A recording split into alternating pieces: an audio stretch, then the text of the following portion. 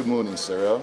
Thank Morning. you very much indeed for making some time to talk with the TR business, especially on the subject we're going to discuss, which is Ebola. Obviously, we prefer to talk about something a little bit happier, Of course. than this subject. But I'd like to take the opportunity, which you've kindly offered us, to ask you how the outbreak and the extent of it, or not the extent of it, is being seen from in the region itself. And as the industry's biggest operator, you're there, we're all looking in from the outside. How do you see it in perspective? It's very challenging, Doug, from 2 points of view. The first one is that our biggest footprint, we have a massive footprint in Africa, sub-Saharan Africa more specifically. And right now what's happening is, on our carriers we are seeing up to 36% drop in passenger numbers. And that leads me on to the second and the most challenging point, which is the perception out there. It's Ebola is in Africa. And the generalization, and that's the biggest challenge that we're facing. And unfortunately, if you look at the statistics and the press out there, it's challenging because it's seen as exactly that, as a pandemic in Africa. Africa's a big place, though, isn't it? Africa is a very big continent. I always try and put it in perspective for people to say, this is it's affected in Western Africa. In terms of the carrier, just to put it in perspective, the carriers that we deal with, South African Airways. In South Africa, there hasn't been one case. Kenya Airways, there hasn't been one case.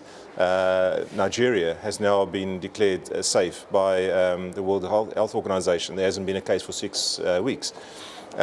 So it's very interesting because that's a classification. People just see it as Africa. If you take South Africa and Nigeria, for instance, Nigeria has seen a massive drop in passenger numbers. But the reality is, to fly from South Africa to Nigeria is a longer flight than flying to Europe. So People don't realise that, do they? People don't, and it is a big continent, and it's a small area of West Africa that is affected. Southern Africa, Eastern Africa, none of those are affected, and that's the challenge. And you can just see the perception out there in the travelling public that it's very clear that Kenya Airways is seeing a massive drop in passengers. Arik Airways, which is one of our customers, seeing a massive drop. South African Airways, a big drop. And of course, from an African carrier point of view, our biggest revenue is into Africa, as opposed to into America and into Europe. Those are the big spending pattern areas, and that's where the challenge is. So it's really in terms of the media hype and not putting it into perspective and seeing it for what it is, and seeing not as a confined in a certain small area of Western Africa, and that's where the challenge lies. Well, from your perspective, of course, you have a multiple perspective in terms of tourism. I mean, you are a huge tourist, I won't say conglomerate, but a very, very big company with very many touch points in tourism. Yes. I mean, are you seeing tourism badly hurt? Absolutely. I mean, in OR Tambo in Johannesburg, the general passenger numbers are significantly down, and it affects much rather than just the in-flight business, which is the area that we're working in. The bigger sister companies, the 80% of the retail shops at ORT is also part of our group, our sister companies, and they are also being affected in a significant manner. And again, because of the drop in passenger numbers coming to South Africa. And like I say, South Africa is so far removed from Ebola with not a single case, being 6.5, 7.5 hours of flying time away from where the pandemic is. What can be done? I mean, who can be persuaded to actually crystallise what you've just said in some form that the media can digest it? Yeah, I mean, it's just about the clear communication in the media, and it's not just in-flight retail media. It's the general media out there that affects any passengers and any kind of travel. Is the reference to Africa when it comes to Ebola is where the problem lies. It's not it's like you have a pandemic in a certain country in Europe, and you say, there's this pandemic in Europe. Europe is huge, but it starts with all areas of the media to clarify this and to segment it into the area where it's affected. And it's it's a big challenge, because how do you get that message across? What's the selling point for the media, the greater media out there? The CNN is. And those and the likes, to say that quantify it for what it is.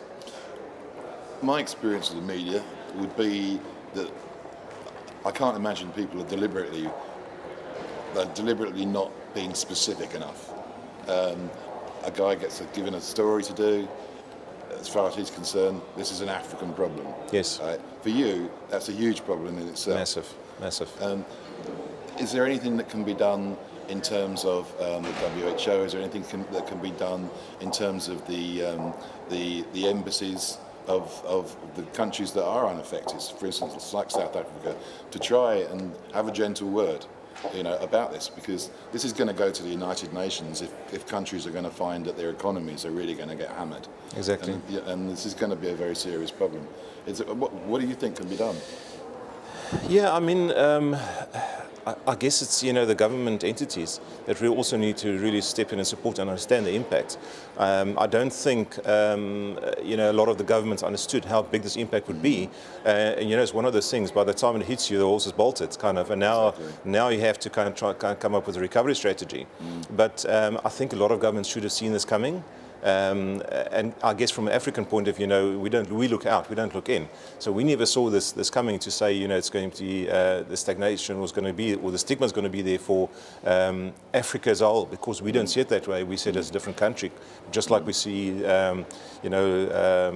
Europe not being one country. And we never saw that come. By the time it's hit us, it was too late. So I think we've been very reactive, and I think a number of countries have been very reactive. And now it's a question of, they're starting to feel it now in terms of the economic impact, but it's already hit us. Now it's going to, that the whole delay effect of now trying to recover it is going to take a number of months. To be fair to Africa, if I can lump it into one continent for this particular point, you could say that the rest of the world was pretty slow as well to get going on this. I mean, people didn't realise the severity of it, did they? No, I think it's it's one of those. It's confined in a small area, and then all of a sudden, just the pandemic hits. And yes, the reaction certainly was very slow, and it's been accepted. It's been people have accepted and stood up and said, "We have been slow," and the cure is going to take months. If it's really going to happen, if it's going to work. I was going to ask you. I mean, are there some rays of optimism? To be honest with you, not really at the moment. We are more concerned than optimistic, and that's the reality of it. At this point in time, really, it's about containment, trying to contain both the pandemic and the stigma around the pandemic. But no, I think it's going to get worse before it gets better, both from a media point of view and from a passenger point of view, and from the pandemic point of view. Although it's confined, it's going to take a long time to find a cure. So it's going to be to confine it and stop the spread rather than solving the issue. Are you hopeful that some of the measures that have been put in place will be able to contain it? Absolutely, especially with the acknowledgement now by the WHO, understanding that they've moved too slowly and now really getting in there. But it's not just that, it's bigger than that. It's also the perception and the education of the population in those areas, where people, try to see it as something else. And say, trying to get their relatives out of hospitals because they think it's the government trying to, influence them in some way. And that education process has now taken place, and those are now more confined. So initially there was a bit of a lack of trust as to why people were being quarantined. Absolutely, and people running out of hospitals and those kind of things. But the education process now certainly has taken effect, and those kind of things aren't really happening anymore. So it is being confined better, and now it's really just a question of stopping the spread. I read somewhere, and I can't say if it's true, which is why I'm asking you, that there was a severe lack of enough people to go and help in terms of medical assistance. Is that still your perception? I think that's been addressed it's a lot better. It certainly was the case initially, because again, people don't, it's just the human nature. People don't want to accept, how bad things can be, and kind of hope it goes away. Well, it didn't go away; it got worse. But certainly, I think and of course the African countries have seen now the impact on them, although they're 6-7 hours away by aircraft. They've seen the impact, and they've seen we have to play a role here and assist. This is economically damaging, isn't it? Yeah, absolutely. On a massive scale. Absolutely. People need to understand that that's what it is. Yeah. I mean, South Africa is a big tourist destination, and the whole country is being affected. Kenya in itself, Nairobi, Mombasa, is a massive tourist destination. The Masai Mara, the beaches in Mombasa, it's massively affected.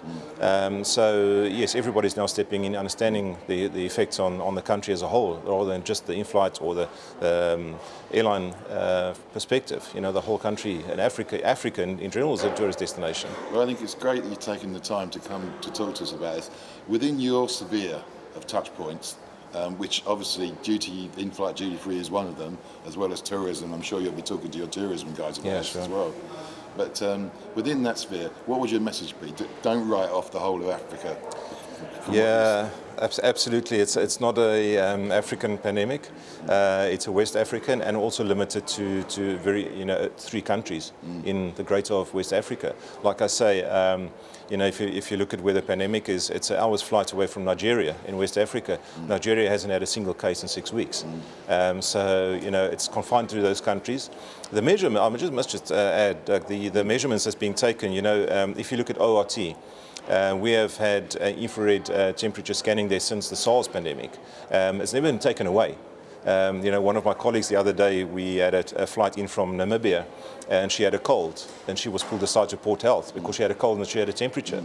And those measurements are in place, and that's why there hasn't been a single case report in South Africa. Those are not new measures; they've always been there. All of that is there, so that the things are in place.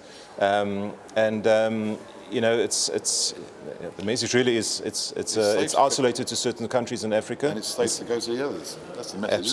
Absolutely. Yeah. Well, I think everybody would join me in wishing you the very best. With this situation, because it's an awful situation to happen to anybody, and the repercussions, obviously, the secondary repercussions are what potentially could damage the other countries that have been wrongly grouped into this. Thank you very much indeed for chatting. Is there anything else you'd like to add? Just thank you very much for the opportunity. I think if there's more of these opportunities out there in the greater press, like I say, not just in terms of in-flight or retail, then it'll go a long way to solving the negative impact that Africa as a general and as a whole has experienced. So just thank you very much for the opportunity. Well, good luck. Thank you very much. Thank you for your time. Thank you.